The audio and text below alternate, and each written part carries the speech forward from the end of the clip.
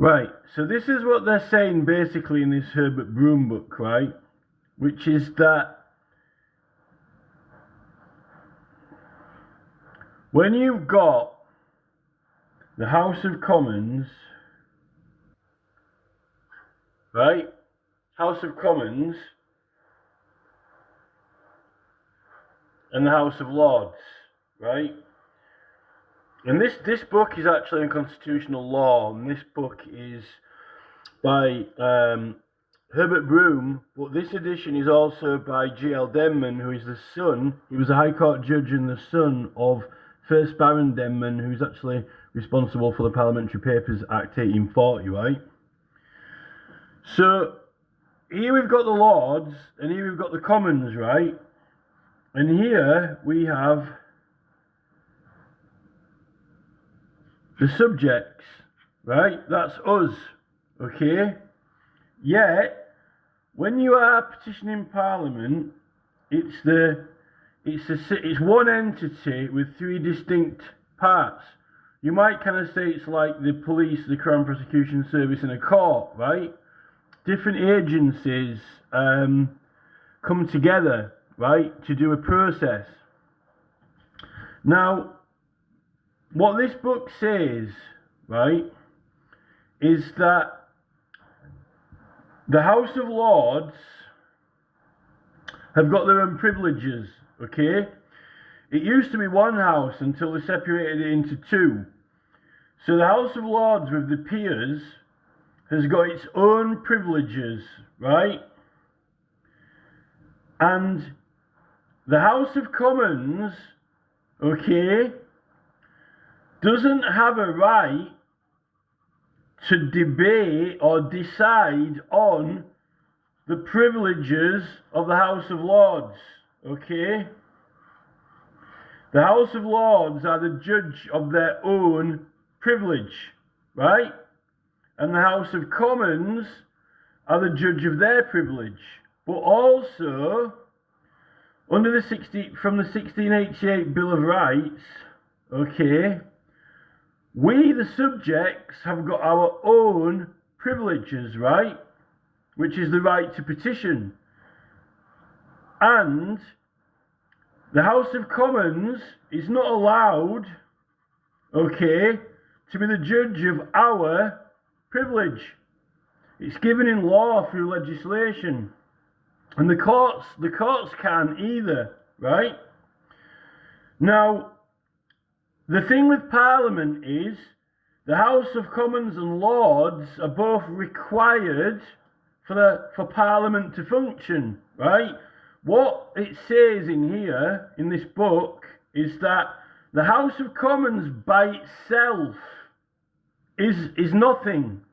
It can't do anything without the Lords because it can't put legislation through. It can't make law.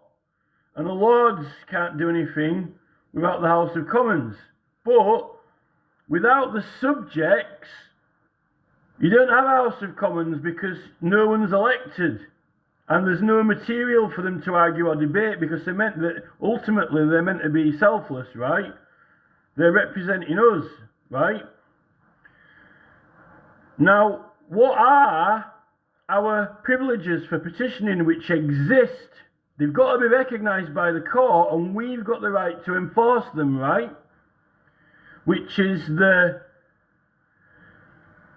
preparation of petitions, which is the collecting of signatures and the advertising, the promotion, the canvassing, right?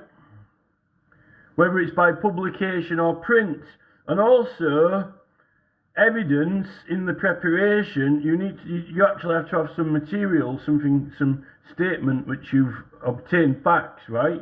Although the Commons, as a court, have got the legal right to call for documents and persons, right, under the standing orders, 145 3A, right? Now, the House of Commons, they vote, they debate, right? and they can also do like inquiries and things like that. They've got functions which aren't our functions, and the Lords have also got their own functions, right? And it's through a cooperation between all these three distinct agencies how the whole thing works, right? But the House of Commons are not allowed to be the judge of our privileges, just like the Commons aren't the judge of the Lords' privileges. This is what it sets out in this book, right? Now, what the problem with the modern petitions committee, e-petitions, right? So, the e-petitions website from 2006, starting on Downing Street website, and then now they've got it on the House of Commons, right? It creates an area, right? It creates an area here, right? Which is an overlap, right, of these two agencies, the subjects and the Commons.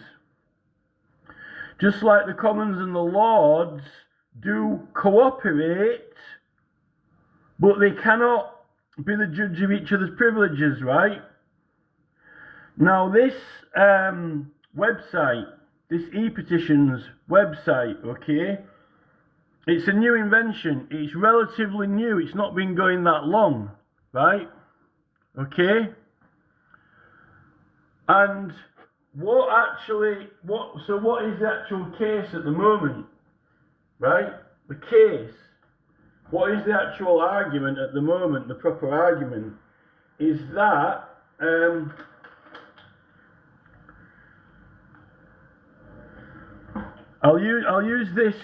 I'll put this comb here, right, or I'll put this case here, right? I'll put this clear case here, right?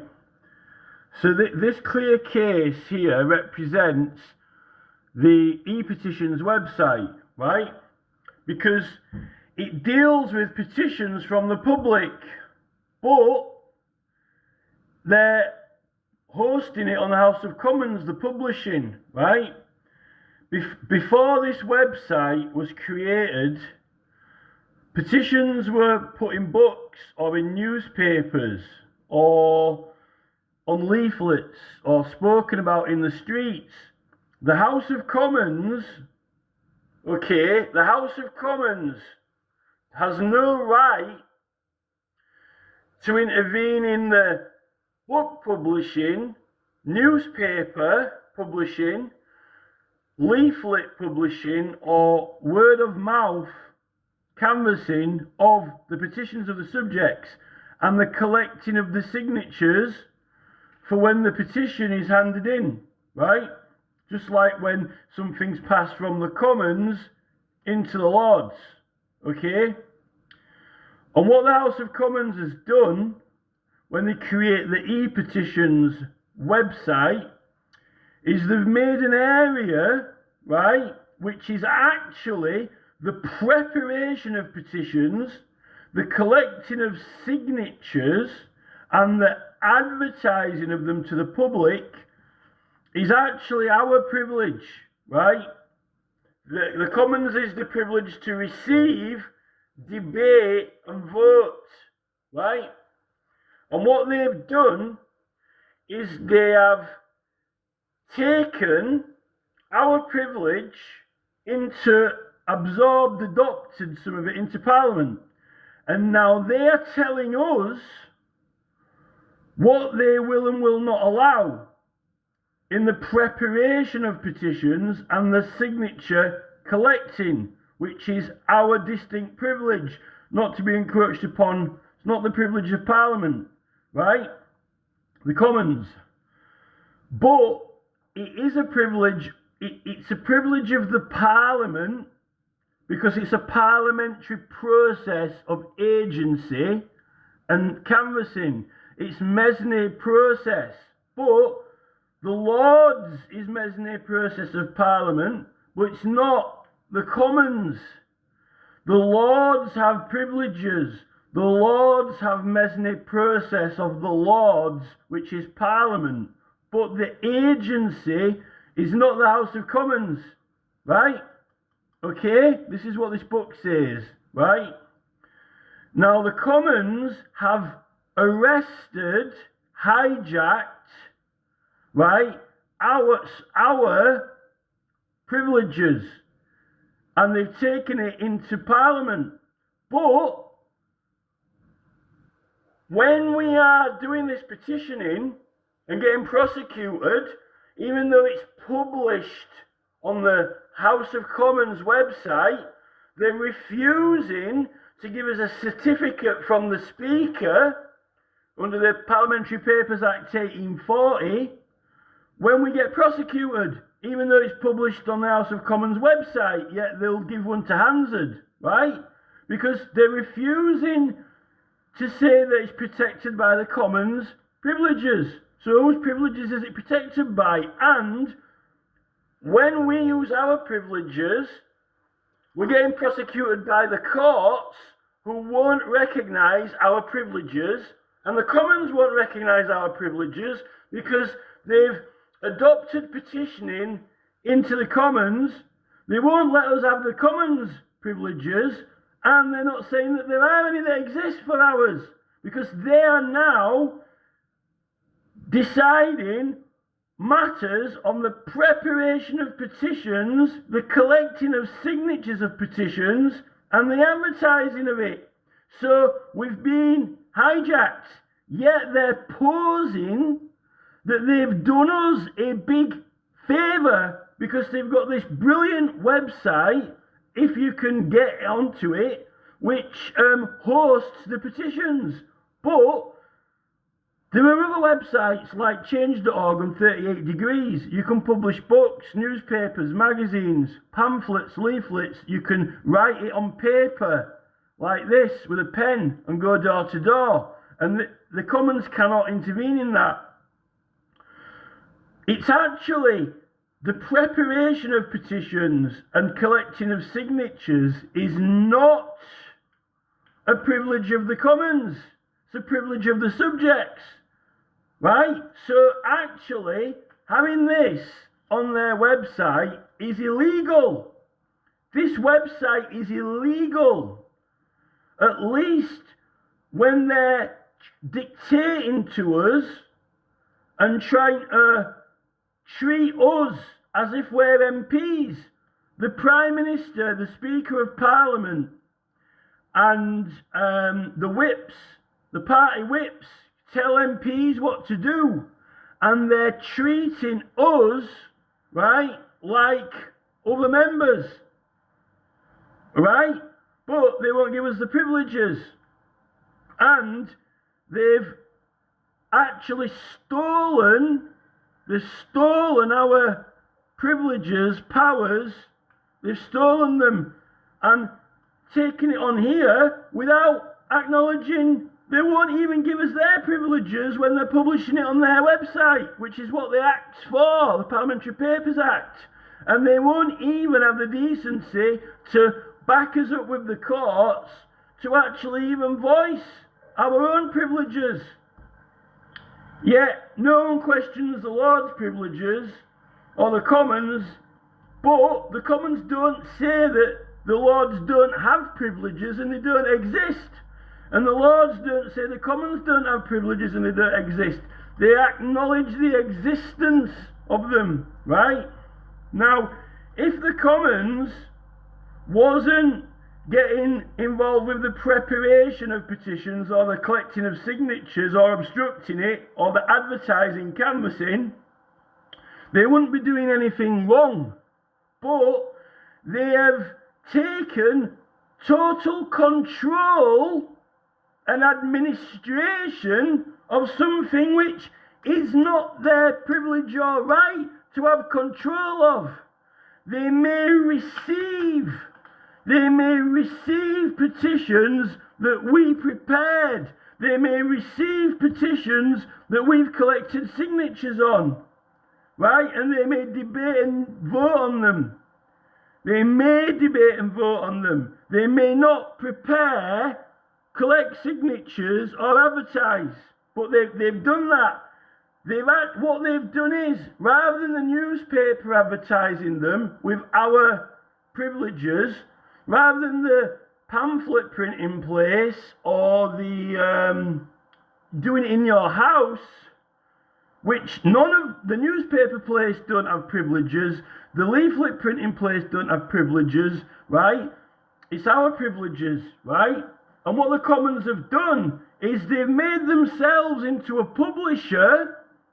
They've made themselves into a printer online, an online printer, and they having that facilitation,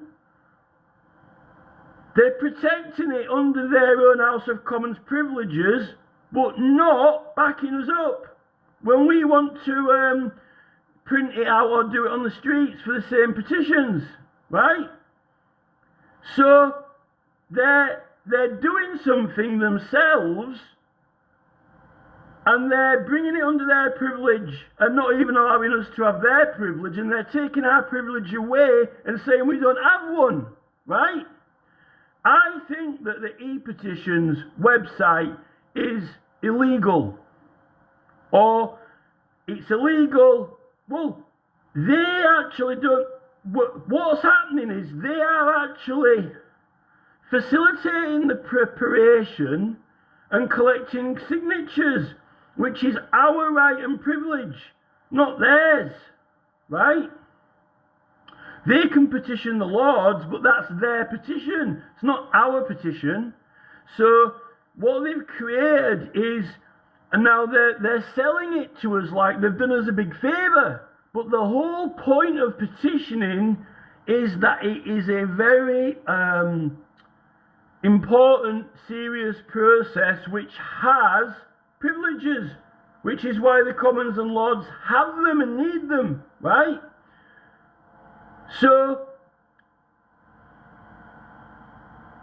they're doing us a favour, but at the same time there's a big catch, which is that they're illegally denying our rights. Really, they've taken total control over petitioning, and a lot less people will be submitting paper petitions, right? Because they'll try to use this instead and get rejected, and then there'll be less tried another way. So it's like a side diversion. We're being waylaid, delayed, right? Because they don't really want these on there. And evidence for that is that the whole place burned down. In 1834, whenever, all the petition originals were burned and lost, and they didn't start saving them until 1947. Okay?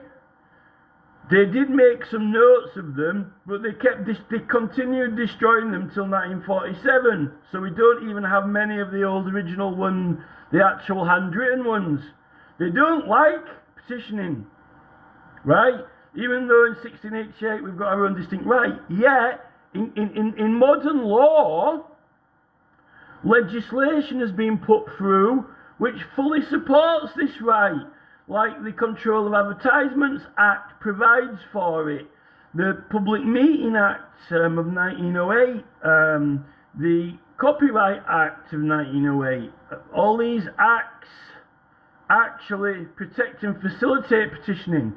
But yet they've got acts like the Representation of the People Act when they're getting elected, like illegal police canvassing in the 1983 Act, right? Which is police cannot intervene in or affect canvassing for elections.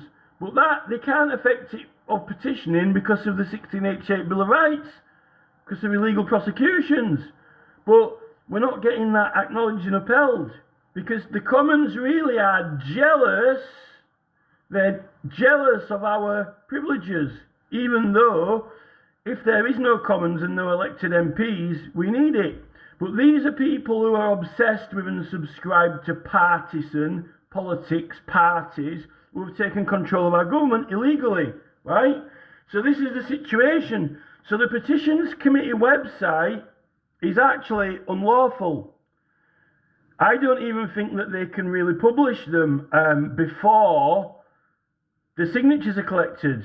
And even if they can, they're not, they're trying to, they don't want us to have this freedom of subject preparation.